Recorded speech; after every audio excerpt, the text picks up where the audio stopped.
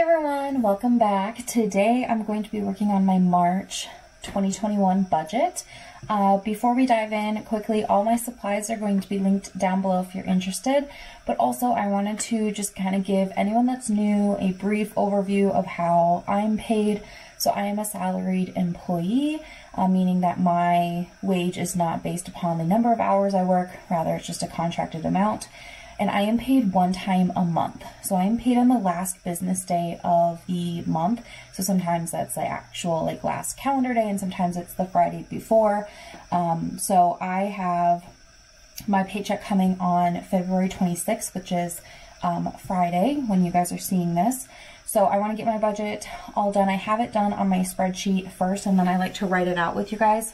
I think that having it on paper makes it a little bit more tangible. So I'll just be referencing my computer as we walk through this. So anyway, that is kind of the basics. I'm also a zero-based budgeter, which means that every penny that I receive is going to have a job. I'm going to categorize it and put it into either a spending category or a saving category or a debt payoff category, something like that. But each penny that I get, I like to allocate and make sure is working hard for me. So with that being said, let's jump in. First thing first, I have my planner. I just did a March plan with me for the month, and part of that is filling out this budget calendar here. I like to have all my bills here, and there's lots of colors going on. I kind of have some extra stuff happening in the month of March, but basically I have all my bills here, and I just like to have them so I can check them off as the month goes on, and I can kind of keep an eye on what is, still outstanding that I can expect to clear my bank account and what, is maybe left over. So that is what we have here. I'm not going to talk too much about this. I'm just going to go right into my actual budget worksheet here. So I do kind of draw out the skeleton of my budget. I'm a firm believer that you don't need anything fancy in order to budget. Sometimes it's more fun or it makes it easier, but you don't have to have anything fancy. A lined piece of paper or a free spreadsheet such as Google Sheets works perfectly fine, and I use both of those things. So I'm going to be filling out this column here, which is for the budgeted. I do my actual column and the percentage column in my budget recap videos that I do after the end of the month. So for example, in the beginning of March, I'll be doing my February budget recap, and I'll be going through kind of a review of how the month of February went for my finances. So I'm going to leave those blank. We're just going to focus on this budgeted column here. So my budgeted income, I'm going to put up here, is $3,570.18.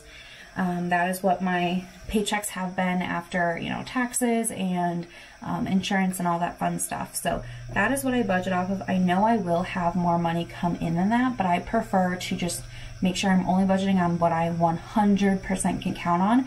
Everything else, I'm not exactly guaranteed. So I just like to start here, and if I get more money throughout the month, great, I'll add it in. So that is where I'm going to start. I'm going to get my highlighters going here.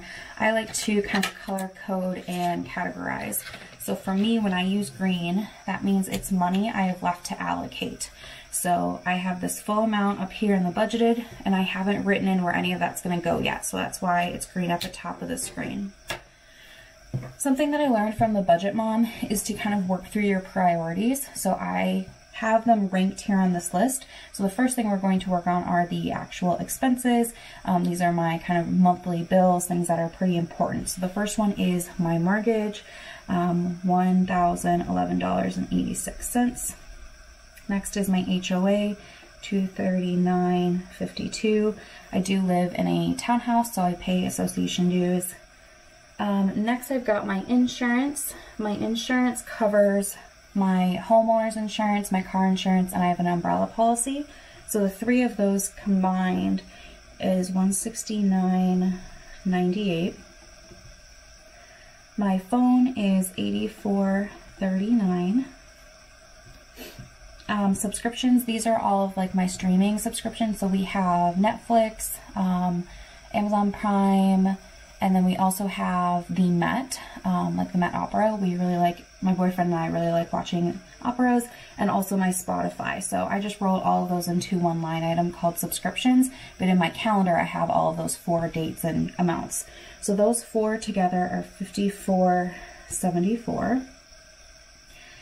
Grocery, gas, and spending. These are something that I do. Again, I am paid monthly, so it's important to me to make my money last. So in my calendar here, I give myself an allowance every Friday because I spend most of my money over the weekend.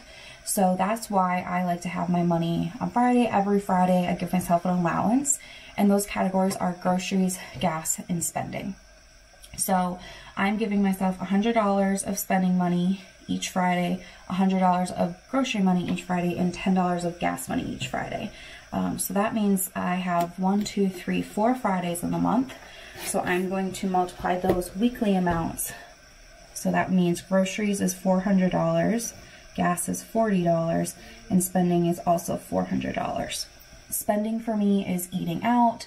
It's, you know, if I want to buy, I don't know, a shirt or something for the home, it's just spending money. I don't like to break it down too much. It's just kind of whatever discretionary spending I want to have. So that is the first section up here, and this totals $2,400.49, which gives me a remaining of $1,169.69. So I'm going to highlight in purple because it matches my expenses, this $2,400. And then, like I said at the beginning, green means it's money that I still have left to allocate. So that's going to be this $1,100 there. So the next section here is funds, and I am I'm a debit card kind of gal. I do not like using cash. It's just not my style, and it doesn't doesn't work well for my lifestyle. So I have all of what would be like cash envelopes and sinking funds in one section here just called funds. So the first one here is utilities. This one is $107.09. So I've spoken about this before, so I'm just going to be a little bit brief if you're new here. The gist is I have a fund here for utilities. I put a certain amount aside. For me, it's $300. And I just let my bills come out of that account, and then at the end of the month, when I'm prepping this budget, I look at what that balance is and how much I need to add to get back to $300. I picked $300 because I've done research and I've tracked what my monthly utilities are for all of my bills for 2.5 years now, and I've never had a month ever be over $250, so I put an extra $50 in there just like as a buffer. So I just let the, direct deposits, or is that what they're called? No.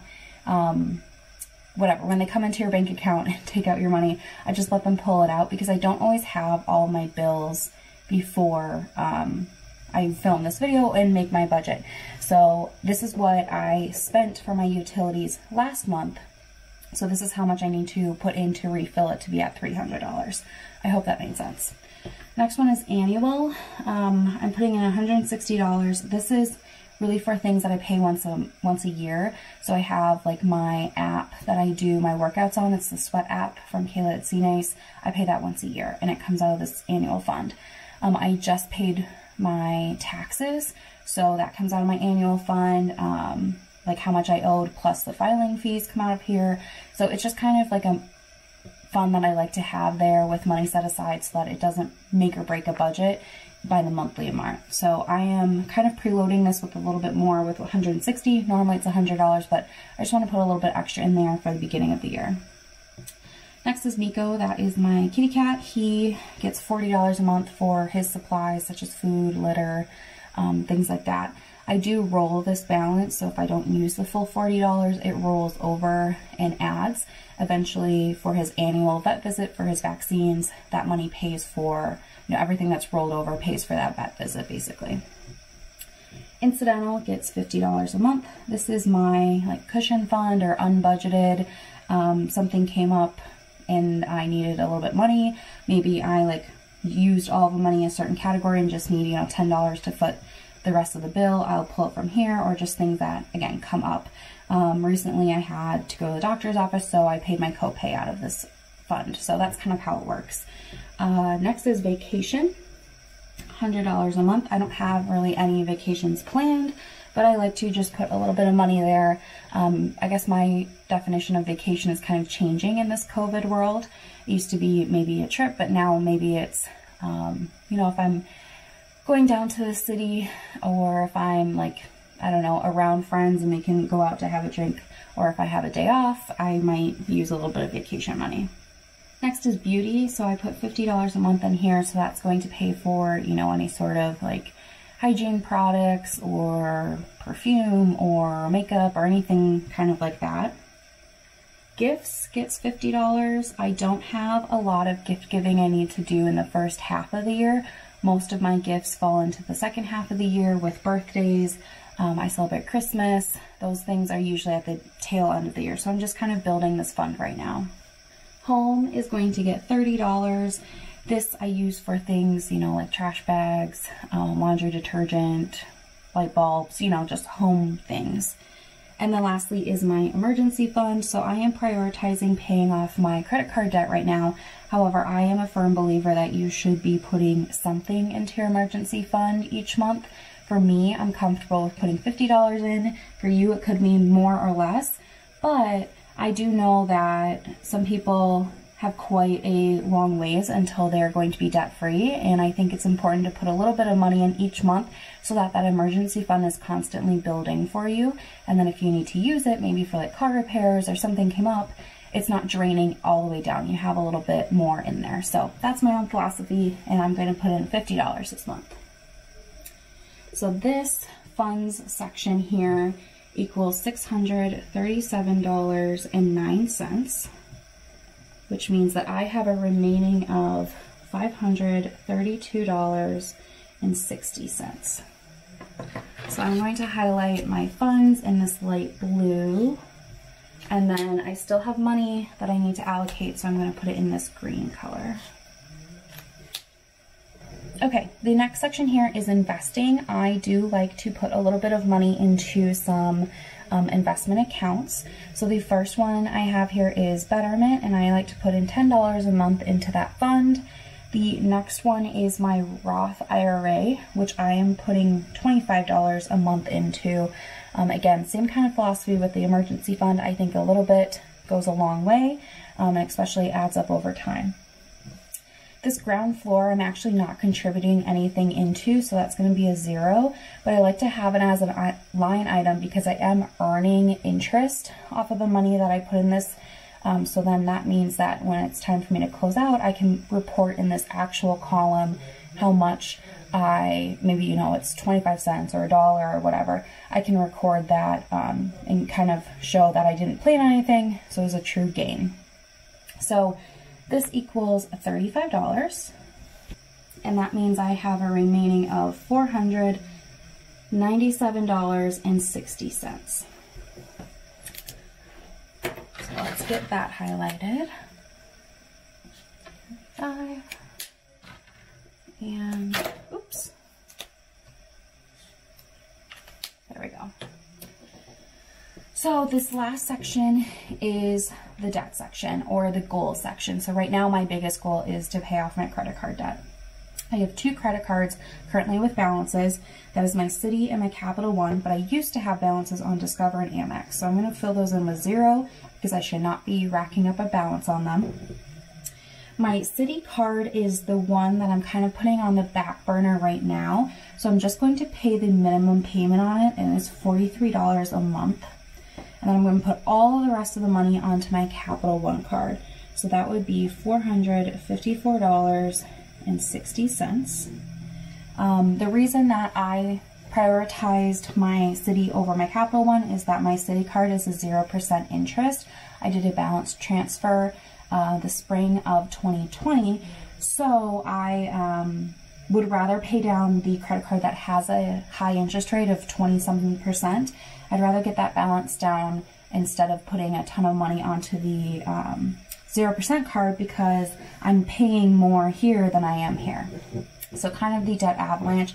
It also works out that my Capital One has a lower balance than my Citi card. So if you're familiar with Debt Snowball, it kind of my situation is the same. If I go to Avalanche or Snowball, I still am prioritizing the same. So that is that. And then these two totaled up is $497.60, which means that I have a remaining of $0, and that's exactly what I want. So let's highlight this in yellow. And I should have $0 remaining. So I like to kind of work my way through, and what you saw me do is, you know, kind of take care of my expenses, all of my savings and sinking funds, cash envelope equivalents, did a little bit of investing, and then the rest of my money went to my primary goal, which is my debt. So that is going to be the budget. Like I said at the beginning of this video, I will be back in the beginning of April to share with you how March actually went for me. If you've not seen one of those recap videos from me before, I'm going to link it, my last month's down below. So my January recap video, I went super duper in depth of what I was doing. There's all sorts of things that I like to calculate, but then going forward, I'll probably try to kind of whip through the content a little bit faster. But that is going to be it for me today. I hope you guys are having a great day. Let me know if you have any kind of exciting or different things coming up in your March budget. I would definitely be curious to hear kind of what your goals are, if you are in saving mode, if you're debt payoff mode, what are your current financial goals. But that's going to be it for me. I really appreciate you taking time out of your day to watch this video, and I'll see you guys in my next one. Bye.